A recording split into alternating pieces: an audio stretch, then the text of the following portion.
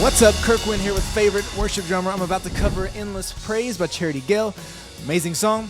But there's two things I want to look at before we dive into it. One thing particular to just this song and one thing that is in this song but can apply to many. So the first things first.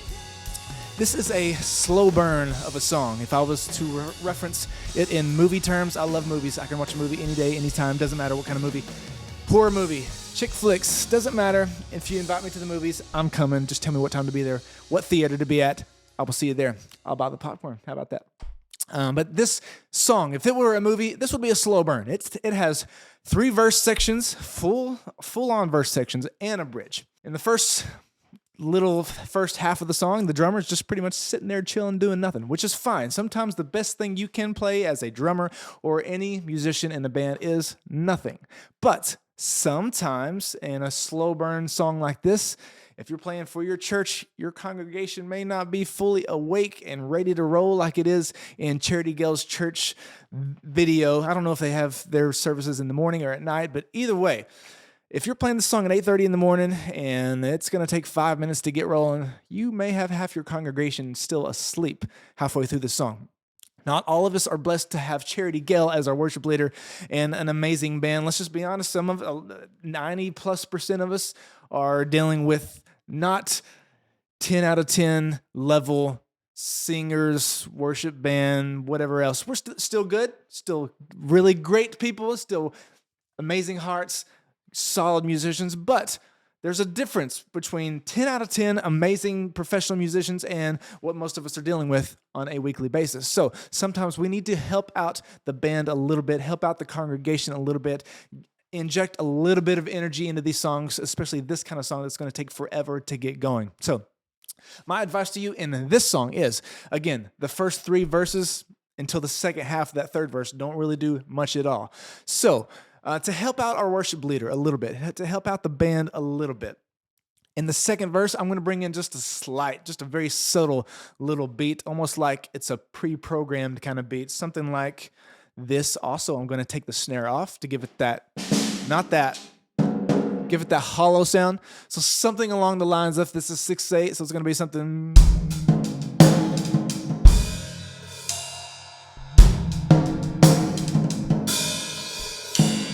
Same thing over and over again. It doesn't really matter what it is, but just something subtle, just something to introduce something new to the song, because in the live setting, we don't have all the other extra stuff that they throw in post-programming wise, as far as they recorded the song live and then they added a few other things.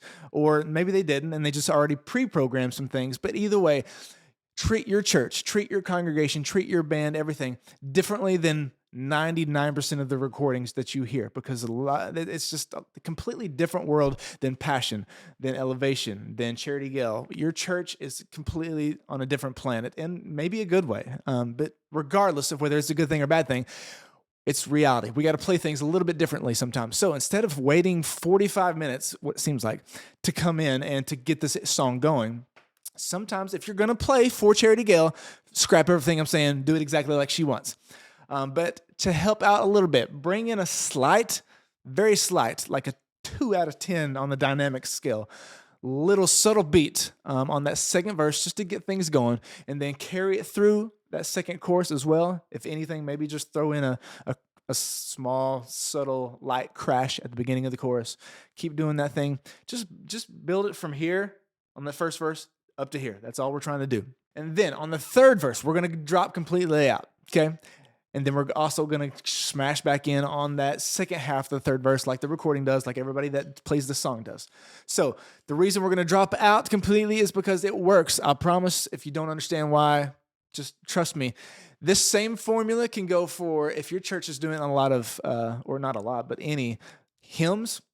A lot of hymns, most hymns, I guess, don't have a bridge. They just have a million verses. So most of the time you play 3 or 4. Most of the time, if I'm leading worship, I'll just do 3, and I will drop the third verse. I'll do the first 2 normally to play the first verse, chorus, second verse, chorus, third verse. I'll drop out just to give it something different, just to highlight the melody, highlight the vocals, do something of that sort. So it's not the same thing for 5 minutes. That will get boring. That will get monotonous. They'll start checking out. So you got to do something. You got to switch it up. Take it out.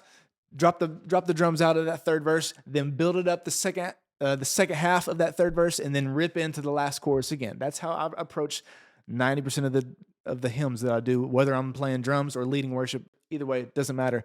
That's a good formula to follow. So I'm going to do the same thing with this song. First verse, do nothing. Second verse, lift it just a little bit. Third verse, drop out completely. Smash into the second half of that third verse and let it rip from there. So that's it. That's the first thing I want to look at. The second thing I want to look at is those syncopations at the end of the bridge and the end of the song. They're the same hits. You know, down, down, down, down, down, down. They go to the different chords at the end. So if you're a guitar player, if you're playing some kind of chords, you'll go to the 2 minor at the end of the first one. You'll go to the 4 at the end of the last one.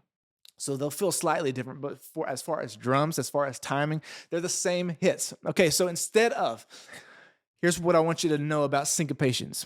Especially if you're a young intermediate drummer. Back in my old days, back in my younger drum days, I would have worried about which order I'm going to hit things and all of that stuff. That does not matter. Okay, all you got to know is to end, make the very last hit, big crashes with a kick. Right? That should be fairly obvious. The rest of it doesn't matter what order you hit things, okay? All you got to know is the timing of what it is. And in this case, it's 6 hits. And to make it even easier, we're going to break it down. 3 fast hits, 3 slow hits. And bam, bam, bam. 3 fast, 3 slow. 3 on the quarter, 3 kind of on like a triplet fill, but don't let that confuse you. So it's all it's going to be is 1, 2, 3, 1, 2, 3. Doesn't matter what order you play in. Doesn't matter.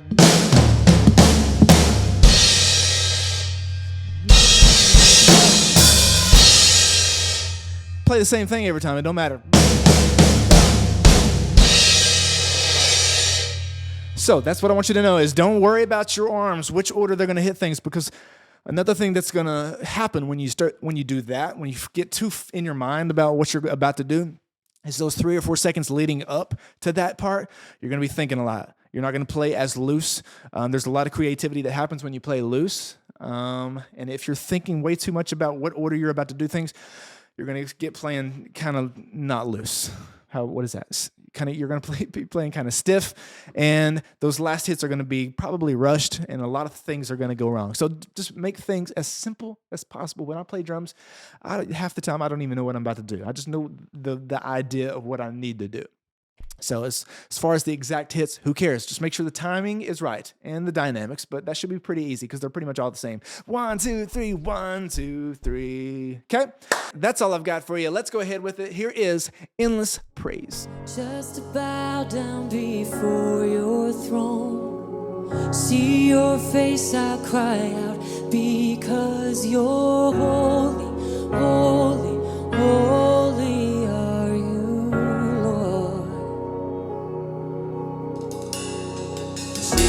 Jesus, King of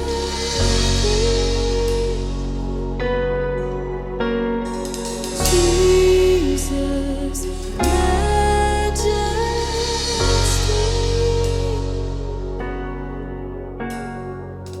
I can't wait for eternity. Join the song they're already singing. Holy, holy, holy are you, Lord. Just to bow down before your throne. See your face, I'll cry out, because you're holy, holy, holy are you, Lord.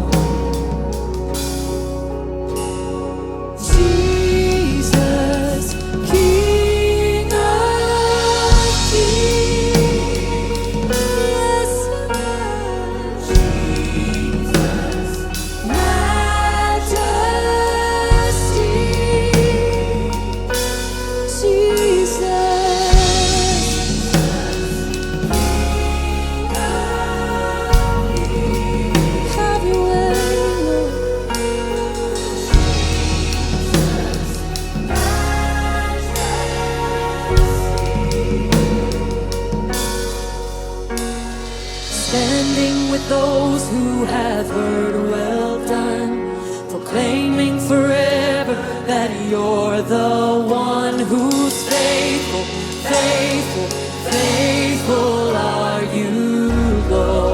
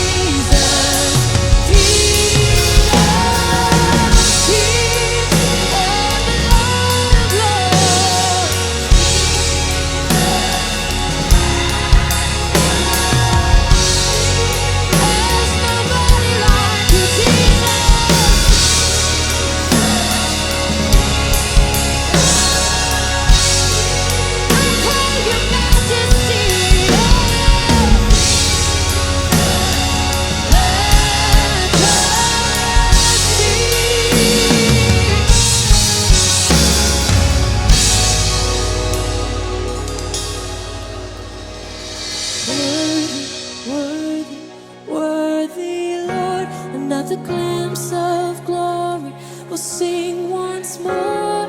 Worthy, worthy, worthy, Lord, forever, forever. Worthy, worthy, worthy, Lord, another glimpse of glory, we'll sing once more.